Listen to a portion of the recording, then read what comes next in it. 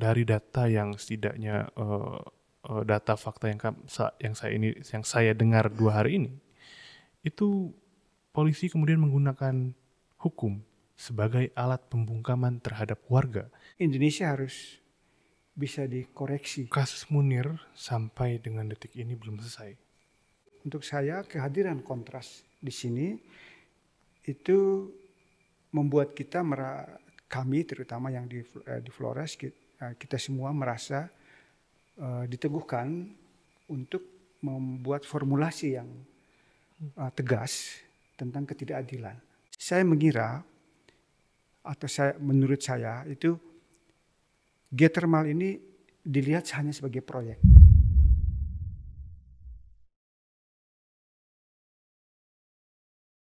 Selamat malam, buka box kita malam ini bersama Andrius dari Kontras Indonesia dan Pak Justin Copertino dari Bandung, tetapi juga seorang yang sangat interest dengan seni, arsitek.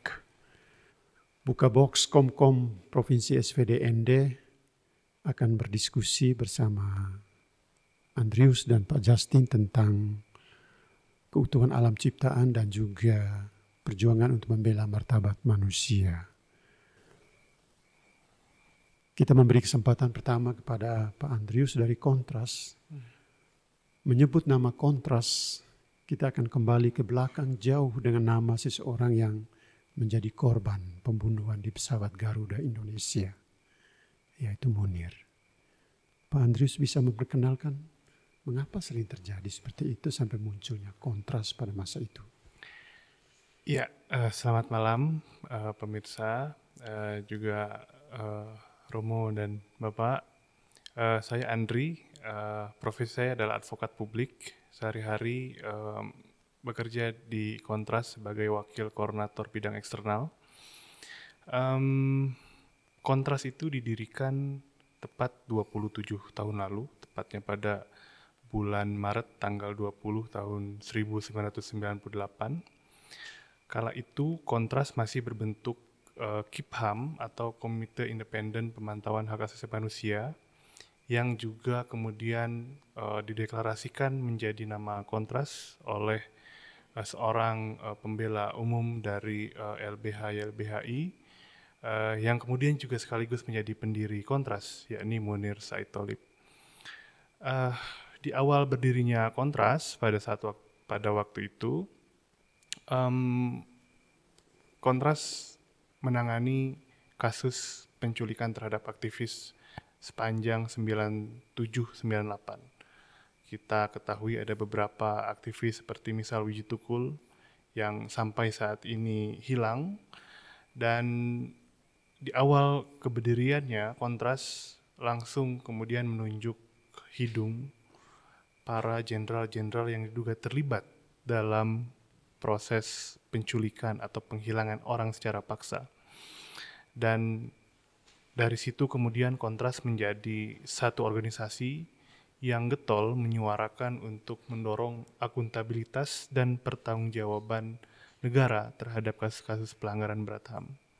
Hari ini di umur yang ke-27 tahun, Kontras berkembang menjadi lembaga advokasi yang memiliki concern pada isu-isu hak asasi manusia, seperti kemudian hak atas peradilan yang adil, kemudian hak atas menyampaikan kebebasan bersuara di hadapan publik, juga berekspresi, kemudian mendorong adanya reformasi sektor keamanan agar TNI, Polri, dan Badan Intelijen lebih akuntabel dan profesional dalam menjalankan tugasnya. Selain itu juga kami aktif berkolaborasi dengan jaringan masyarakat sipil, baik yang berkaitan dengan kasus-kasus pelanggaran hak atas lingkungan hidup dan juga hak-hak fundamental lainnya yang kemudian kita juga lakukan pembelaan. Sejak awal berdiri, Kontras merupakan organisasi yang cukup banyak melakukan investigasi pelanggaran HAM. Hingga saat ini kami masih terus melakukan itu. Selamat ulang tahun kepada Kontras. Terima kasih Bapak Jasim Romo. Hari ini. Tanggal 20 Maret. Jadi saya pikir kehadiran Kontras dalam imajinasi saya, Kontras itu adalah sebuah harapan bagi satu sejarah yang beradab untuk Indonesia, dalam pengertian bahwa Indonesia harus bisa dikoreksi, para pengambil keputusan itu harus bisa dikritik, harus bisa ditunjukkan bukti-bukti kekerasan dalam sejarah, kekerasan dari orang-orang atau lembaga yang bergerak atas nama keamanan negara, yang bergerak atas nama kepentingan-kepentingan yang ideologis untuk untuk mempertahankan negara. Kalau kita tahu kematian Munir itu tidak ada pengakuan, tetapi rumor yang beredar itu bahwa itu perlu dilakukan atau perlu terjadi demi penjagaan rahasia negara dan mungkin juga demi keutuhan dan keselamatan bangsa. Tetapi saya berpikir bahwa Kontras itu menghadirkan kepada kita satu gagasan tentang nation yang sesuai dengan cita-cita kemerdekaan kita. Satu negara yang berdaulat, adil, beradab di tengah-tengah persaudaraan umat manusia. Kasus Munir sampai dengan detik ini belum selesai. Yang ada proses pengadilan terhadap para pelaku itu selesai di aktor lapangan. Dalam satu tindak kejahatan pidana, perlu kemudian menghadapkan pelaku intelektual ke pengadilan untuk dan dengan maksud mengetahui apa motif pelaku intelektual tersebut melakukan tindak pidana. Persoalannya adalah hari ini aktor intelektual itu belum terungkap. Kita ketahui jejak dan rekam sejarah yang Munir lakukan itu getol sekali melakukan advokasi yang berkaitan dengan kekerasan negara. Kasus-kasus pelanggaran berat HAM banyak ia tangani. Kemudian kasus-kasus penculikan atau kemudian kasus pembunuhan aktivis perempuan Marsina yang dibunuh juga oleh tentara. Munir terlibat dalam upaya-upaya mengungkap kebenaran itu. Termasuk juga Munir paling getol melakukan upaya untuk mereformasi sektor keamanan. Dalam konteks ini militer, yang mana di era Orde Baru, militer diseret-seret ke urusan politik dan bisnis. Munir ingin tentara kita profesional yang fokus menjaga pertahanan dan keamanan. Bahkan dalam rekam jejak sejarah, Munir adalah salah satu orang yang memiliki concern dalam mensejahterakan prajurit. Di Undang-Undang TNI 2004 yang tentu sebelum direvisi, ada pasal Munir, disebut banyak pasal Munir. Artinya, pembunuhan terhadap dia sebagai pembela HAM yang waktu itu mau menimba ilmu di Utrecht begitu ya, di Belanda. Kemudian banyak asumsi liar. Katanya keberangkatan Munir adalah untuk membuka rahasia dan bobroknya negara. Padahal itu bukan rahasia. Itu adalah fakta peristiwa bahwa Munir memang memiliki rekam jejak penanganan kasus-kasus pelanggaran berat HAM yang tentara terlibat waktu itu. Itu mungkin konteks yang juga tidak dilepaskan dalam pembunuhannya ya.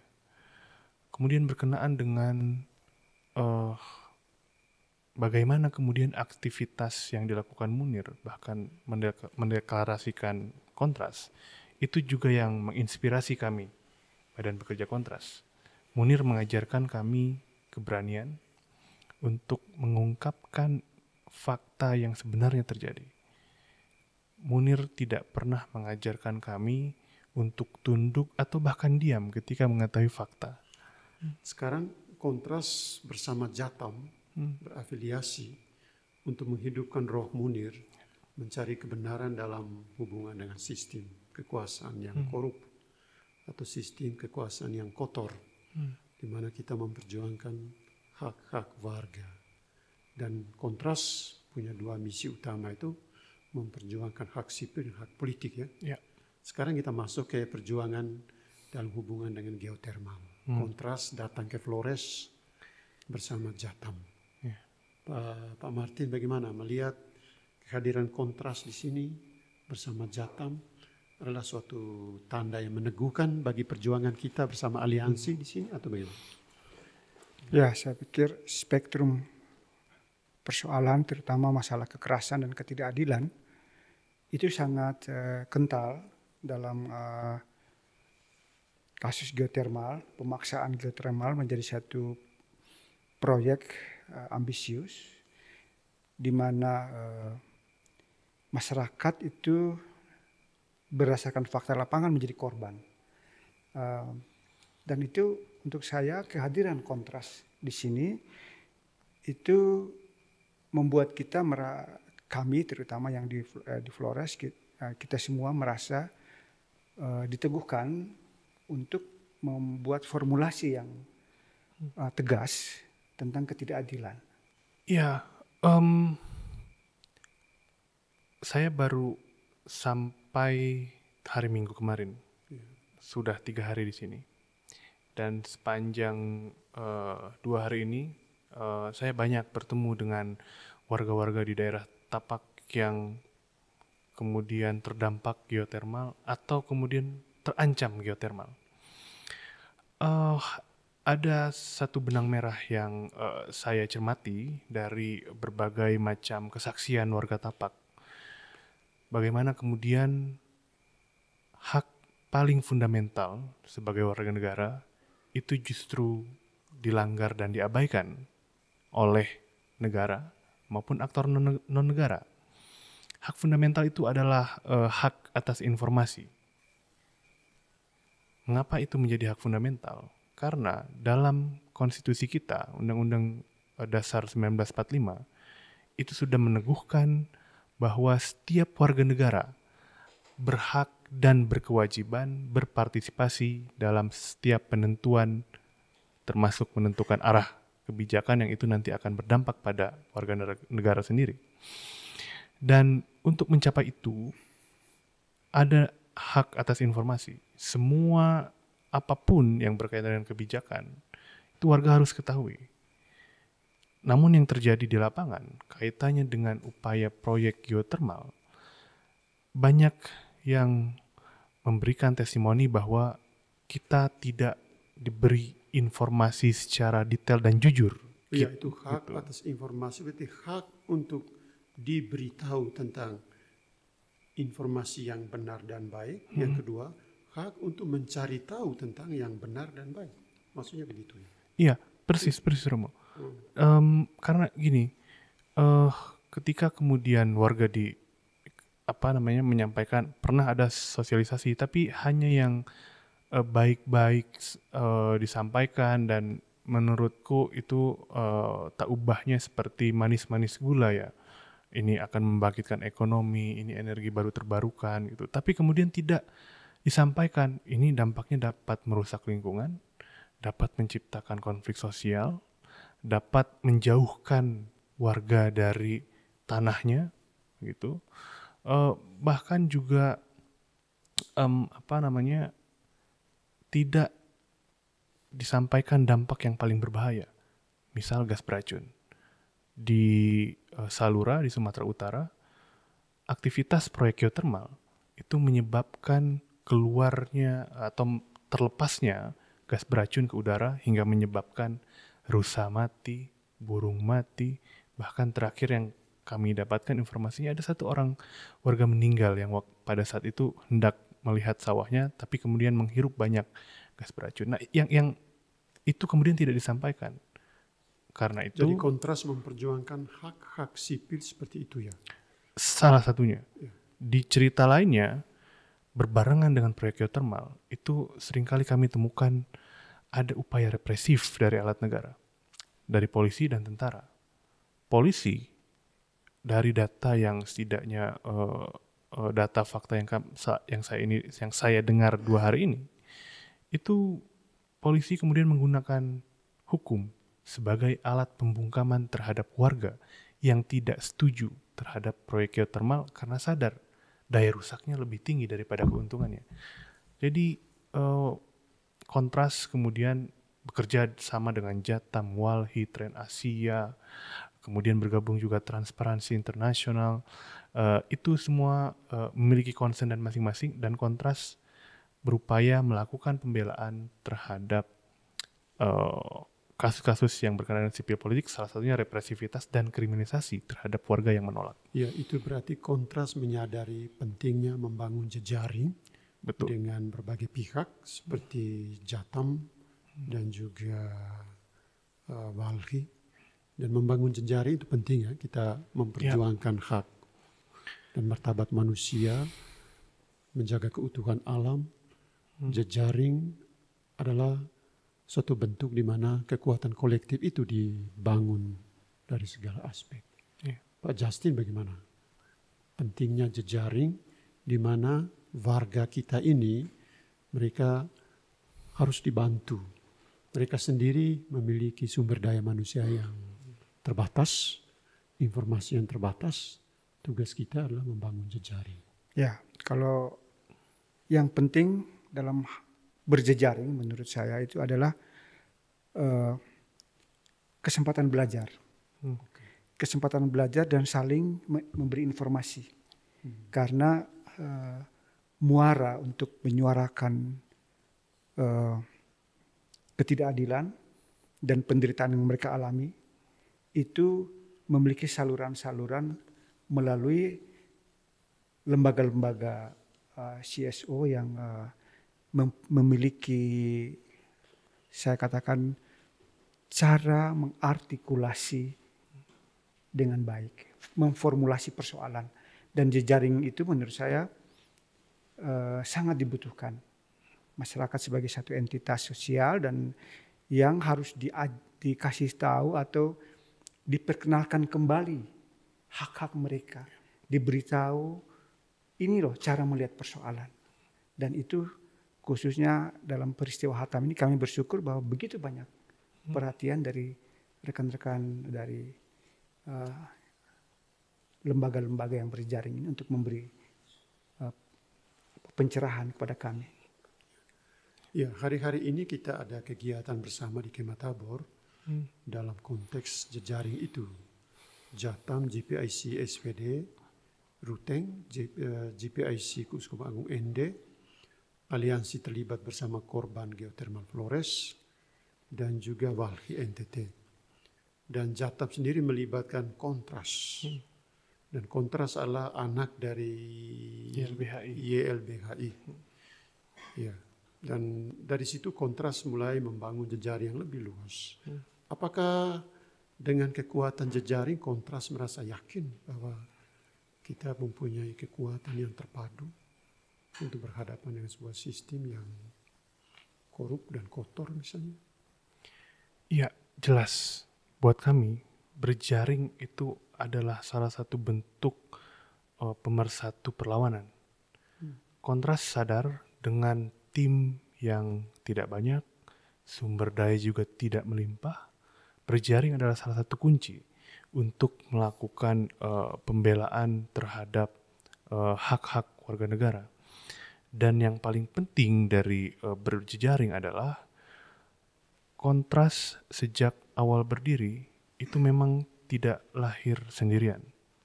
Tadi sudah disebutkan kita lahir dari organisasi namanya Yayasan Lembaga Bantuan Hukum Indonesia, dan ketika dideklarasikan Kontras itu tidak hanya Munir tapi juga ada aktivis-aktivis politik di era itu, termasuk juga organisasi keagamaan yang mendukung adanya kerja-kerja Kontras. Jadi memang sejak lahir Kontras memastikan bahwa perlawanan itu tidak bisa dilakukan sendiri, harus bersama-sama.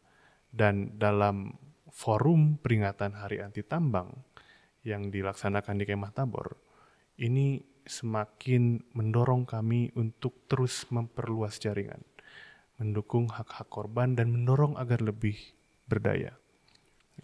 Terima kasih, akhirnya Kontras hadir di Flores. Kami sangat berbahagia dan juga merasa dikuatkan oleh kehadiran Kontras di Flores, terlebih dalam konteks di mana masyarakat Flores dari barat sampai Lembata sedang membangun jejaring untuk melawan proyek geotermal. Ya, kami butuh kehadiran Kontras untuk berjejaring dengan gereja, dengan masyarakat, dengan forum peduli lingkungan dari masyarakat dari setiap lapisan.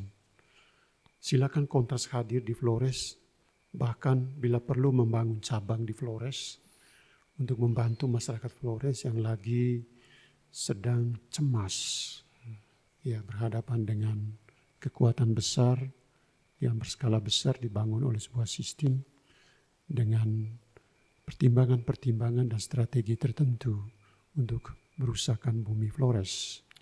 Pak Justin, bagaimana menanggapi tentang perkembangan geotermal yang terakhir sekarang yang sedang menimbulkan reaksi besar-besaran dari masyarakat Flores? Apakah kita terus berjuang bersama jejaring Kontras dan Jatam ini ke depan? Ya, saya ingin menekankan kepada aspek yang tadi ya, aspek informasi, kejujuran memberi informasi dari para pengusaha tambang dan pengusaha geotermal, terutama bagaimana metode yang mereka pakai untuk menetapkan titik-titik geotermal dan memberitahu ya bagaimana dampak dari geotermal. Saya mengira atau menurut saya itu geotermal ini dilihat hanya sebagai proyek di mana ada dana besar dan ada kesempatan memperoleh return dari pelaksanaan proyek geotermal. Tetapi sangat kurang melihat hak-hak masyarakat. Dan mereka tidak memberikan satu peta besar kepentingan energi di Flores ini. Untuk siapa yang diuntungkan. Dan banyak sekali disinformasi. Dan mereka berlindung pada termin-termin energi terbarukan. Nah, itu saya pikir kita juga harus waspada pada bungkusan-bungkusan teknis seperti itu, di mana hal itu menyudutkan masyarakat dengan dalam hal ini hak-hak masyarakat, sehingga kita tidak bisa atau terlambat memperbaiki keadaan. Setelah terjadi korban, kita baru merasa bahwa ini harus dilawan. Terima kasih. Di mana ada proyek, di sana ada uang. Tapi biasanya yang dipikirkan proyek itu habis atau tidak itu bukan soal, bukan poin. Tapi bagaimana uang itu dipakai untuk kepentingan proyek, tetapi juga untuk kepentingan-kepentingan lain, itu biasanya selalu menjadi prioritas. Apakah Kontras pernah ada pengalaman dalam hubungan di sini, proyek dan uang, di mana uang yang diberikan oleh pihak donatur biasanya diselewengkan oleh proyek itu? Ya, selain itu juga kami pernah, saya mendampingi kasus-kasus pelanggaran HAM, kami pernah melakukan riset berkenaan dengan bisnis-bisnis keamanan, terutama yang dilakukan oleh institusi militer ya. Bagaimana kemudian satu entitas atau alat negara itu turut melakukan pengamanan terhadap proyek-proyek bisnis. Dalam konteks ini tambang. Banyak sekali kasus pertambangan itu menitik beratkan adanya stabilitas keamanan. Meredam aksi protes, meredam penolakan warga, kemudian yang dilakukan adalah menggunakan militer untuk menciptakan stabilitas tadi. Dalam konteks itu banyak kemudian model berupa pengamanan bisnis yang tentu tidak gratis. Ada biaya yang keluar. Persoalannya adalah, pertama, apakah dibenarkan institusi keamanan menerima biaya atau uang yang kemudian digunakan untuk melakukan pendeployan pasukan dalam satu area bisnis. Ketika kita mengacu ke undang-undang TNI, itu jelas melanggar. Karena harus jelas apakah penerjunan tentara ke area bisnis itu dalam konteks pertahanan. Kalau konteks pertahanan, apakah operasi militer perang atau operasi militer selain perang? Yang mana itu harus ada keputusan politik negara antara pemerintah dan DPR. Dan militer itu dibiayai tunggal oleh APBN. Tidak dibenarkan menerima donasi dari entitas apapun kecuali APBN melalui anggaran pertahanan negara. Itu berarti yang terjadi selama ini, militer sering disogok, dibayar oleh proyek misalnya, ya, untuk mengamankan proyek. Pada intinya Romo, ketika militer menerima uang di luar dari plafon anggaran pertahanan, itu dipastikan ilegal dan harus dipertanggungjawabkan secara hukum. Gitu.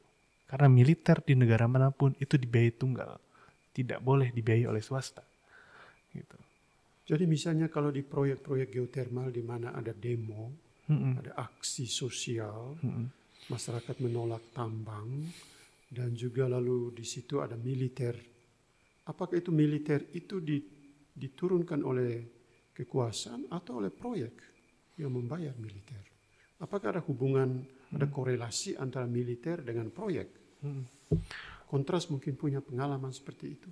Ya, kembali ke data atau riset yang pernah kami lakukan. Terakhir tahun 2021, kami menerbitkan satu riset melihat satu wilayah di Papua, tepatnya di Intan Jaya, bagaimana kemudian ada relasi ekonomi politik antara pengerahan militer ke Intan Jaya, ke Papua. Dalam penelitian tersebut, ternyata ada korelasi antara kepentingan perlindungan bisnis pertambangan dengan pengerahan pasukan militer ke sana.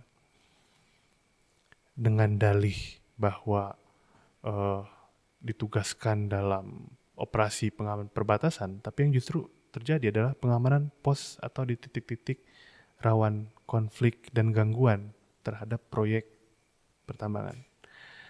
Dan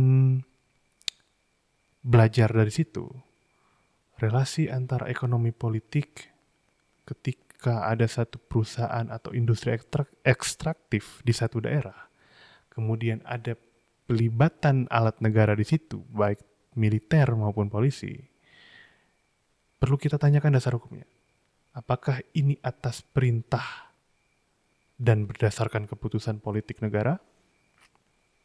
Dan lalu pertanyaan lanjutannya, apakah dalam kerangka mempertahankan negara ada ancaman dari luar dan seterusnya? Yang juga saya rasa tidak yakin karena alasannya itu. Dan oleh karena di luar hal tadi tidak clear, maka sudah dipastikan upaya pengerahan baik polisi maupun militer mengamankan wilayah perusahaan, merepresi warga, itu adalah tindakan ilegal dan melanggar hukum. Ya, itu terjadi seperti di Sokoria, di mana beberapa kepala suku dijemput oleh militer dan dipaksakan untuk menandatangani surat-surat, boleh jadi surat-surat kontrak dengan pihak PLN, dan sampai sekarang menjadi suatu persoalan besar. Ya. Apakah Kontras bisa juga memiliki akses untuk membantu warga di Sokoria nanti, kalau seandainya diundang begitu? Ya, tentu dalam upaya advokasi yang kami lakukan, kita harus setia pada data dan informasi fakta yang sebenarnya. Kita akan berangkat dari situ, metodenya bisa beragam. Melakukan investigasi, melakukan pengecekan terhadap bukti-bukti terkait.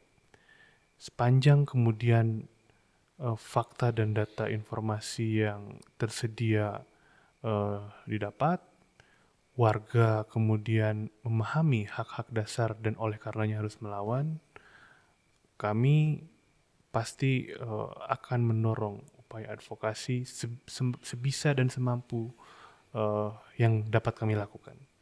Tentu Kontras tidak sendirian, tapi juga akan berjejaring dengan jaringan seperti Jatam, YLBHI, dan beberapa organisasi lain. Tanggapan Pak Justin bagaimana tentang situasi di Sokoria di mana beberapa ketua suku dijemput dan diminta untuk menandatangani persetujuan itu. Saya mendengar itu, Ya. dan itu kan adalah satu bentuk intimidasi. Dan mereka sangat paham bagaimana peran dari kepala suku dalam kohesi sosial, bagaimana peran mereka untuk memimpin, ya, untuk menjadi semacam pemegang mandat. Dan itu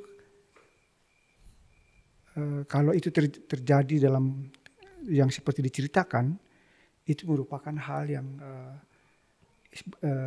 sangat buruk, karena itu presiden intimidatif yang terus-menerus terjadi di Indonesia, ya. Karena kita tahu power itu korup sekali kalau dia menggunakan kekuasaan yang ancaman yang tidak bisa dilawan oleh masyarakat kecil. Dan itu kan satu bentuk represi yang sangat brutal dan gelap, ya.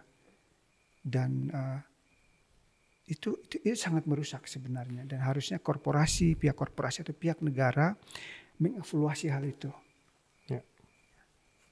Ya, kehadiran Kontras di Flores dalam situasi di mana masyarakat sedang bergejolak membela hak-hak mereka dan hak-hak alam, juga menolak proyek geotermal, kehadiran Kontras menjadi suatu dorongan yang sangat berarti. Ya,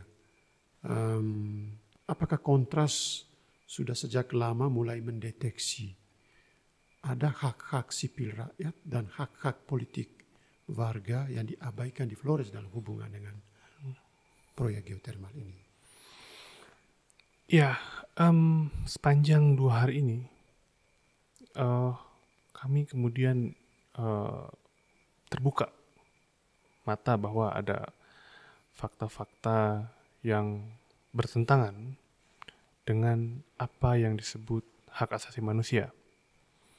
Dalam Undang-Undang Dasar kita, pasca amandemen, itu di pasal 28A sampai I yang mengatur mengenai bab hak asasi manusia, itu telah menjadi jaminan bagi setiap warga negara di seluruh Indonesia dan harus dipenuhi oleh negara. Itu sudah clear, tidak bisa lagi diganggu-gugat. Tapi kemudian yang terjadi justru banyak sekali ditemukan bentuk pengingkaran yang dilakukan oleh negara, dilakukan oleh aktor non-negara, dalam konteks ini korporasi, dan negara diam, membiarkan itu terjadi. Dalam konteks itu, kami menilai bahwa deteksi terhadap pelanggaran hak asasi manusia itu bukan lagi potensi, tapi juga telah terjadi. Gitu. Ya, kehadiran kontras di Flores untuk mendeteksi hubungan proyek dan kekuasaan. Ada proyek, ada uang, tetapi juga ada kekuasaan. Dan kasus besar yang sering terjadi di Indonesia dalam hubungan dengan sumber daya alam itu korupsi sumber daya alam. Dan dalam bentuk penyuapan. Penyuapan terhadap penguasa agar melanggengkan proyek. Beberapa hari lalu kita beraudiensi dengan pihak KfW, itu Bank Jerman yang memberi donasi kepada proyek geotermal di Pocoleok dan Mataloko ini. Ya, dan kita dalam audiensi secara pribadi di ruang yang sama ini, ya, kita mendengar standar etik dari Bank Jerman, yaitu standar etik tingkat tinggi, standar etik yang juga hampir sama dengan standar etik United Nations. Ya, dan standar etik mereka yaitu bahwa mereka sungguh menerapkan apa yang disebut living responsibility, tanggung jawab atas kehidupan orang. Dan karena itu harus diprioritaskan. Proyek apapun yang mereka bantu di luar negeri, di Amerika Latin dan Indonesia, harus menerapkan standar etik internasional. Dan kalau negara Indonesia menerima proyek dari luar negeri, membangun pertambangan geotermal, tapi mengabaikan standar etik internasional, itu sebenarnya proyek itu sebenarnya harus ditutup. Harus dievaluasi dan ditutup. Dan pihak bank baru-baru menjelaskan kepada kita bahwa mereka sedang meneliti dengan saksama dan mengumpulkan informasi dari banyak pihak, baik dari pemerintah, tapi terlebih dari masyarakat dan juga lembaga-lembaga, ya NGO misalnya, atau gereja, ya tentang penerapan standar etik. Apakah Kontras pernah membuat penelitian lebih jauh tentang hak-hak sipil dan hak-hak politik warga yang diabaikan dalam standar etik seperti ini? Ya, ini temuan menarik sebetulnya. Dan kami tertantang untuk melakukan penelitian lebih lanjut soal itu. Soal penerapan etik dan kaitannya dengan pelanggaran hak asasi manusia. Namun begitu, entitas berupa negara, dari mulai pemerintahan pusat, daerah, sampai ke tingkat paling bawah ada desa, beserta kementerian dan jajarannya begitu, itu memiliki tanggung jawab terhadap HAM. Tanggung jawab untuk memenuhi, kemudian memastikan, termasuk juga melakukan penegakan terhadap hak asasi manusia. Selain itu juga negara dalam menjalankan fungsi dan kekuasaannya itu harus mengacu pada asas-asas umum pemerintahan yang baik. Asas keterbukaan. Artinya semua harus dibuka, harus transparan.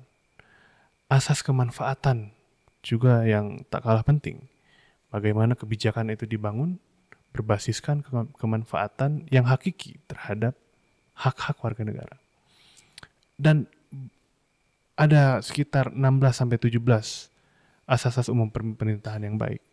Dan dari situ semestinya standar etik dalam menjalankan profesi sebagai aparatus sipil negara itu mengacu ke situ. Jika kemudian itu dikhianati, diingkari, hingga kemudian fakta di lapangan yang saya dengar selama 2 hari ini, itu saya sangat tidak yakin pemerintahan atau pejabat-pejabat yang berkenaan dengan proyek di Flores sudah patuh dan mentaati asas pemerintahan yang baik. Wah, ini menarik. Pak Justin pun tanggapan gimana dalam kaitan dan kehadiran bank dari Jerman di tengah situasi bergejolaknya reaksi warga terhadap proyek geotermal? Kehadiran bank itu tampaknya datang untuk mengecek langsung di lapangan apa yang sedang terjadi dalam proyek ini, supaya mereka tidak merasa dirugikan. Sebenarnya itu juga sesuatu yang cukup carut kusut ya sebenarnya, karena KFV itu adalah salah satu anggota dari kelompok bank yang memperjuangkan tema energi terbarukan. Jadi bagaimana mereka mengekspor teknologi untuk melakukan survei dan melakukan proyek-proyek tentatif, eksperimental di berbagai negara. Sebenarnya agak kontradiktif ya kalau kita bicara tentang mereka punya standar etik, tetapi sekaligus KFV itu melakukan debt trapping ya, jadi perangkap utang pada negara bersangkutan. Karena itu bukan hibah dan bukan bantuan, tetapi semacam pinjaman yang dilakukan hanya karena potensi geografis, potensi geologis, di mana negara-negara maju bisa mencoba teknologi geotermal, teknologi untuk mengakses geotermal itu, satu eksperimentasi katakanlah begitu. Dan bank-bank itu termasuk dalam ini KFV, dia mendanai itu. Tetapi itu kan berupa utang. Pada akhirnya kita akan harus membayar itu.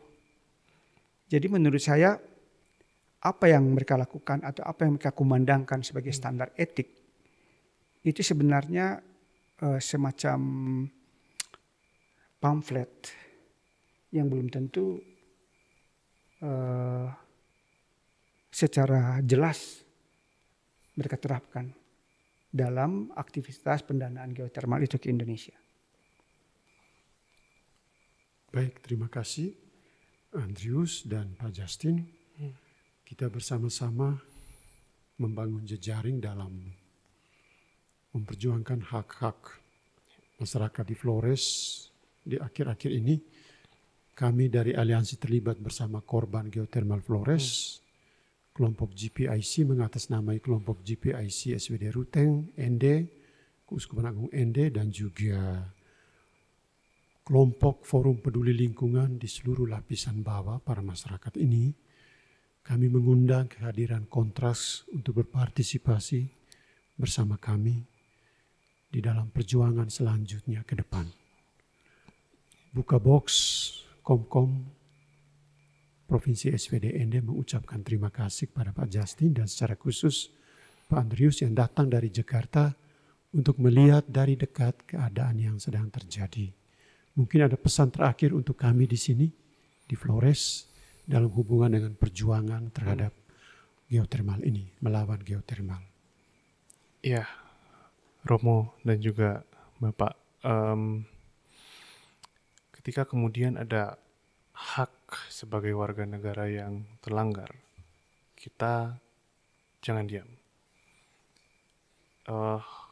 Mengingat apa yang pernah disampaikan Munir, dan itu tertuang dalam satu karikatur di depan kantor Kontras, yang pada intinya menyebut bahwa jangan takut terhadap rasa takut itu sendiri, karena rasa takut akan menghilangkan kecerdasan kita.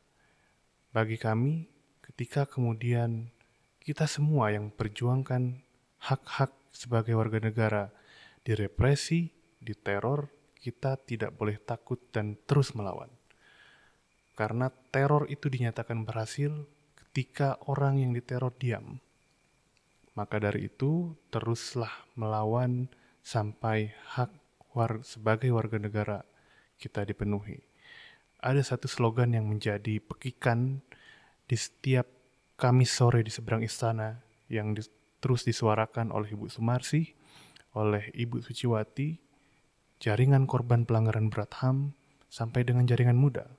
Pekikan itu kurang lebih ketika kemudian pemimpin refleksi menyebut hidup korban, peserta menjawab jangan diam. Ketika pemimpin refleksi menyebut kembali jangan diam, peserta aksi menyebut dan melantangkan lawan. Jadi dan teruslah melawan. Jangan takut terhadap rasa takut. Harus berani. Kalau orang katakan kita diam, jangan diam. Kalau bilang jangan diam, kita harus lawan. Ini pesan Munir terakhir buat seluruh masyarakat Flores. Dari Labuan Bajo sampai Lembata. Jangan diam, lawan. Jangan takut terhadap rasa takut itu sendiri. Terima kasih Roh Munir telah hadir di Flores bersama Andrius dan Kontras dan juga bersama Jatam.